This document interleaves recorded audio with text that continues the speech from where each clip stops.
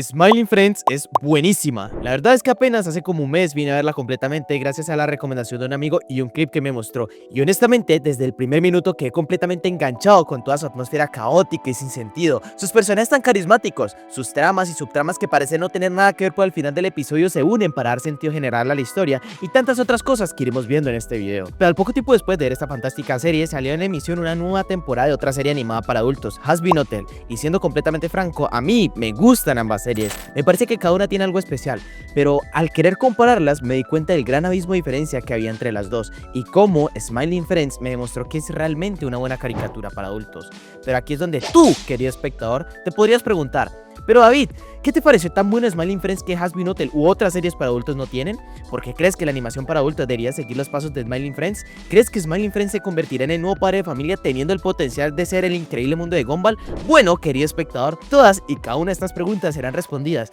porque esto es Red Break y hoy veremos Smiling Friends es la salvación de la animación para adultos. ¡Ah, por cierto! ¡Espera! Deja tu like si te parece que Pim es el mejor personaje de la serie. Deja en los comentarios qué opinas sobre la última temporada de Smiling Friends. También escribe qué otro video te gustaría ver en el canal. Y no te olvides de ver en la pestaña de comunidad para votar por el futuro video que te gustaría ver. Ahora sí, empezamos.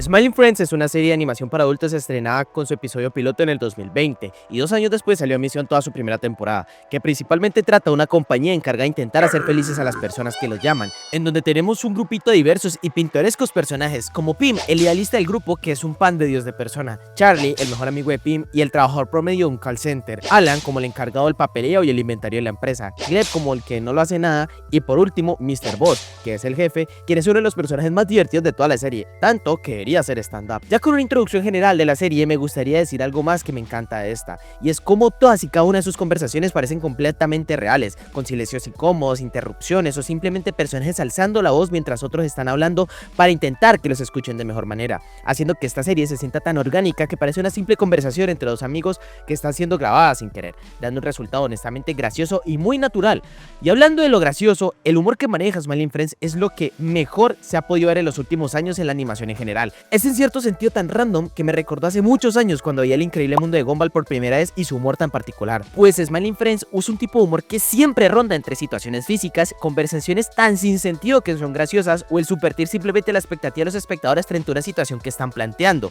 Como por ejemplo en el episodio 3 de la primera temporada, en donde después de que un camarón lo deje su novia, Charlie lo intenta ayudar a mejorar su aspecto físico llevándola a comprar ropa. Y cuando sale del vestidor dice lo siguiente: How do I look, yellow man? You look like you're about to tell your friend not to come to school tomorrow, man.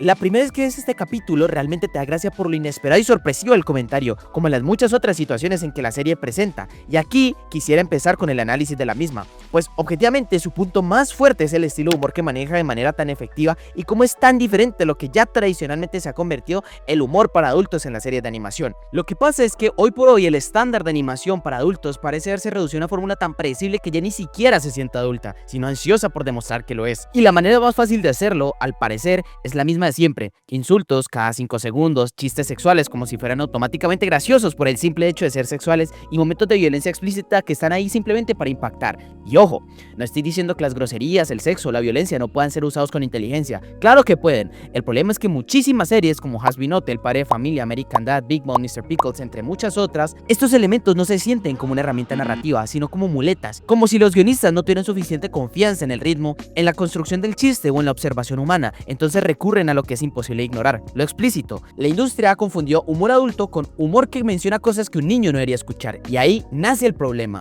porque decir una grosería no es un chiste, es una palabra. Un chiste sexual no es gracioso por solo ser sexual, si no tiene ingenio, si no tiene timing, si no está conectado con un personaje o una idea, se vuelve lo más básico del mundo. Y lo más curioso y triste es que muchas de estas series se sienten exactamente así, como una caricatura de lo que un grupo corporativo cree que es gracioso para adultos jóvenes, una versión caricaturizada, anticuada y hasta un poco desesperada de lo que supuestamente consume esta generación de adultos. Entonces terminamos con escenas subidas de tono tan clichés, con diálogos que parecen escritos con el objetivo de adultos y con violencia tan gratuita que ya ni siquiera impacta, porque se nota que no está ahí por necesidad, sino por estética, por hacer ruido. Y cuando una serie depende de esto, lo que está haciendo en el fondo es admitiendo algo, que no sabe sostenerse sin llamar la atención a la fuerza, porque el humor real, el que de verdad se queda, no necesita gritar todo el tiempo, no necesita demostrar que es adulto con sangre o con chistes de sexo. El humor bueno puede ser incómodo, sí, puede ser oscuro, también puede ser vulgar vulgar, claro, pero cuando todo lo que tienes por ofrecer es vulgaridad, entonces no estás haciendo una serie para adultos, estás haciendo una serie que solo sabe actuar como lo que cree que un adulto es.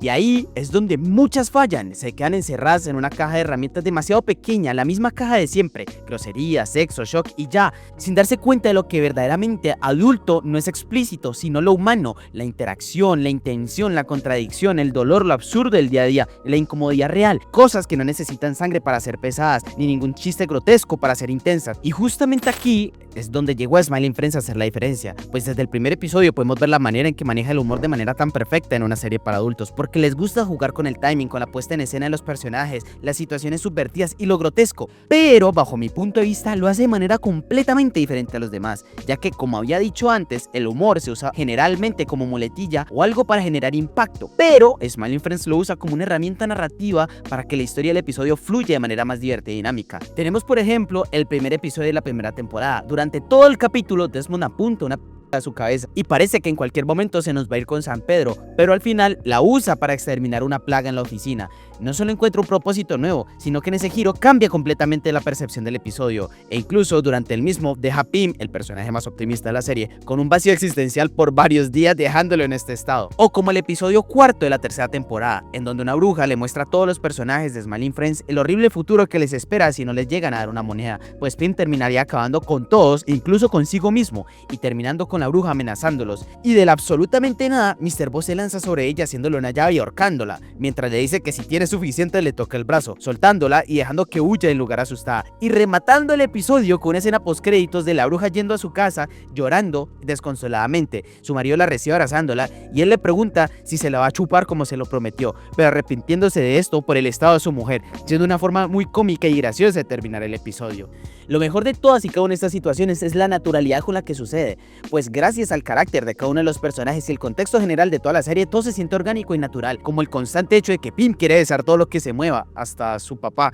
o Charlie siendo brutalmente honesto con lo que piensa y siente, siendo alguien realista en las situaciones que lo rodean, o el jefe siendo el personaje más extraño pero a la vez divertido de la serie. Y toda esta amalgama de actitudes están mezcladas de manera tan perfecta para poder hacer sentir que nuestros personajes cumplen con su trabajo de manera satisfactoria a nosotros los espectadores, y eso nos genera risa por lo bizarras de las situaciones que les toca vivir a todos, y que en cierto modo nos ha tocado vivir a cada uno de nosotros, porque díganme, ¿quién no ha malinterpretado un comentario durante una conversación? ¿Quién no ha interrumpido mientras otro está hablando y se genera un silencio incómodo? ¿O quién no acepta una invitación a algo que claramente no vas a ir? Es en estas situaciones ordinarias mostradas de una manera tan natural que tú como espectador te sientes inmerso en la situación y solo queda reírte de que alguien más le esté viviendo de una manera tan honesta. Y es en esta familiaridad que encontramos la diferencia más abismal con el resto de series animadas, pues Smiling Friends opta por ser incómoda y real, a ser fantasiosa e intentar encajar en lo que es correcto para sus espectadores. Y ahí está el secreto de su éxito e increíble buena recepción del público. Y además del humor y los otros temas que hemos hablado en el video, hay otro elemento en común en muchas series animadas para adultos: el nihilismo.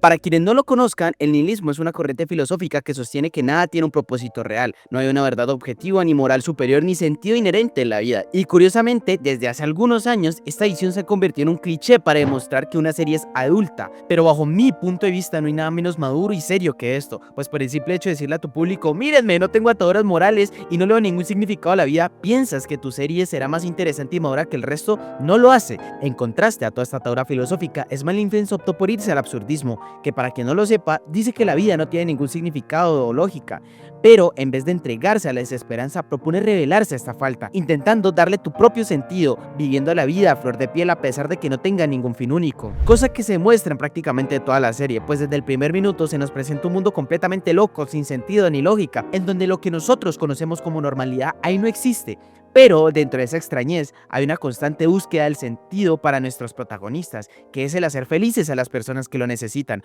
ya mostrándose más claramente en 2 episodios, siendo el primero de la primera temporada que ya hemos mencionado varias veces, en donde Desmond no quiere seguir viviendo, pues siente que ha llegado tan profundo en su vida que no tiene sentido luchar por salir, pues la vida como tal no tiene ningún significado, e incluso si llega a sentirse mejor, tarde o temprano volverá a ese hueco tan profundo. Pero al final del episodio, gracias a Pim y Charlie, pudo darse cuenta que lo que en realidad necesitaba era un propósito para poder volver a vivir y sentir la vida. Y el segundo episodio que muestra esto es el séptimo de la primera temporada, llamado Frowning Friends, que es una compañía encargada de hacer infelices a todas las personas del mundo, siendo la competencia directa de los Smiling Friends. Y en gran parte del episodio parecen ganarles en todos los sentidos a nuestros protagonistas, pues muestran cómo la vida al final del día no tiene sentido, todos vamos a morir, así que ¿por qué estar felices con una existencia tan carente de sentido y conociendo todas las tragedias que suceden en el mundo cada minuto? Pero al final del capítulo, cuando Mr. Boss llega a acabar con los Frowning Friends, la copia triste de Pim se arrodilla, llora y hasta se orina encima rogándole que no lo haga y que quiere vivir, contradiciendo todo lo que decía y mostrando cómo todos en este mundo, por más pesimista y nihilista que creas que pueda ser, el solo hecho de vivir es el mayor regalo que todos tenemos. Y el momento en el que vemos en que nuestra vida está a punto de terminar es cuando podemos llegar a entender cuál es tu propio significado de vivir, tal y como les pasó a ellos, que al final entendieron que el sonreír los hace sentir mejor y ya no quieren hacer que las personas se sientan mal. La belleza del absurdismo en esta serie es que no se burla intentar darle un significado a la vida, se burla del contexto en el que esto sucede, pues el mundo siempre es caótico y aleatorio, así que ¿por qué no vivir intentando divertirse y siendo feliz dentro de este? Pues como decía Kafka, el sentido del mundo debe encontrarse fuera de él, tal y como esta serie nos lo hace a nosotros, riéndonos de las situaciones que se presentan dentro de esta serie. Smiling Friends ha sido una de las grandes sorpresas de este año. No solo me regaló tardes de risa, sino que también me mostró una manera distinta de poder ver el mundo, con humor, con honestidad y con una valentía absurda para poder decir sí, esto es caos. ¿Y qué? A diferencia de tantas series que se disfrazan de profundas, con discursos vacíos y oscuros, Smiling Friends se atreve a ser incómoda,